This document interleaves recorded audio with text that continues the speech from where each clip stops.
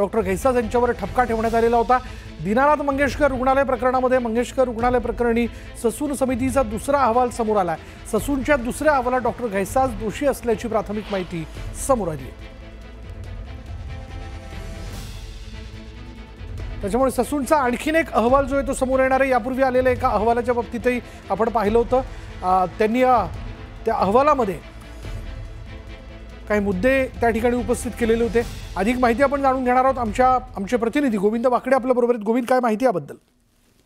विशाल, खरं तर अत्यंत महत्वाची घडामोड म्हणावी लागेल। दीनानाथ मंगेशकर हॉस्पिटल हा जे प्रकरण आहे, या सगळ्या प्रकरणावर पूर्णतः महाराष्ट्राचं लक्ष होतं आणि अखेर सुश्रुत घैसास यांच्या विरुद्ध हा गुन्हा दाखल थोड्या वेळापूर्वी पुणे पोलिसांनी केलाय।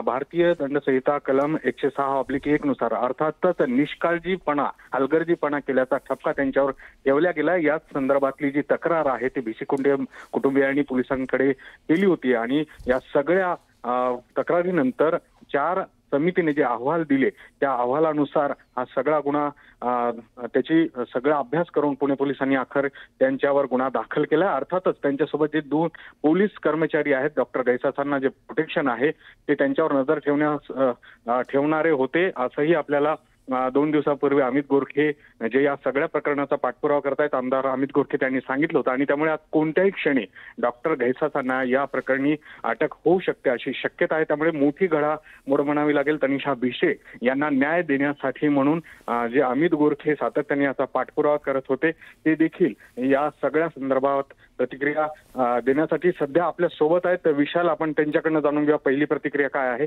तर खरं तर याचा पाठपुरावा तुम्ही करत होतात आणि तुम्हाला विश्वास होता की याच्यामध्ये सगळी हलगर्जी आहे ते डॉक्टर घैसासांची आहे, आधीपासून तुम्ही म्हणत होता। आता मात्र हे स्पष्ट झाल्याचं दिसतंय आणि आता काय पुढची जी परिस्थिती आहे किंवा काय भूमिका असणार आहे, काय मागणी असणार आहे?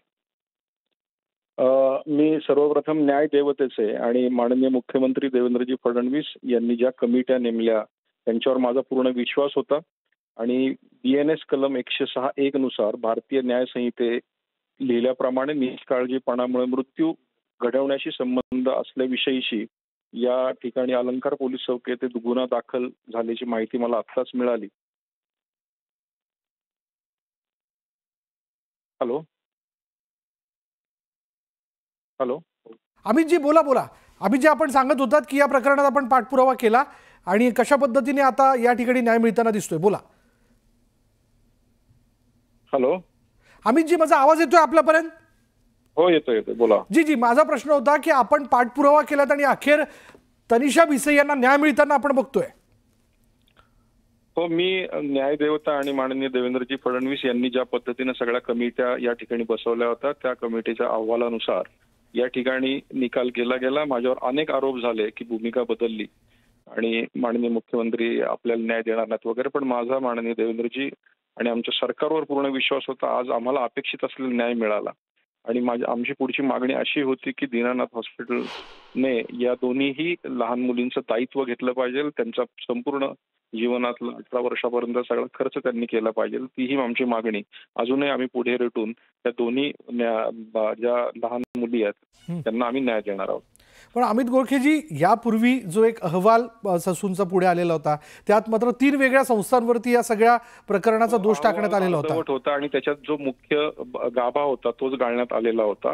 5.5 तास त्या महिलेला त्या ठिकाणी ऍडमिशन का दिलं गेलं नाही, का थांबवलं गेलं, याचा कुठलाच उल्लेख त्याच्यात नव्हता आणि म्हणूनच ती क्युरी पुन्हा एकदा रेज करण्यात आली आणि त्याच्यानंतर हा आजचा निर्णय आला।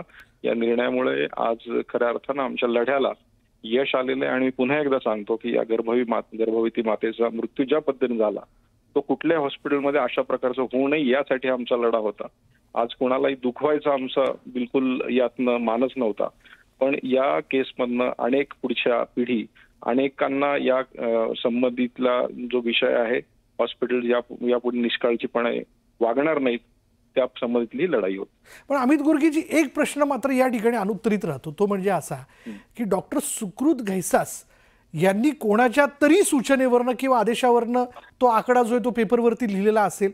या सगळ्या आयुष्यात घैसासांचा बळी देऊन दीनानाथ मंगेशकर हॉस्पिटलचं इतर प्रशासन किंवा बोर्ड हे बाजूला स्वतःला ठेवण्याचा प्रयत्न करतंय असं तुम्हाला वाटतं का?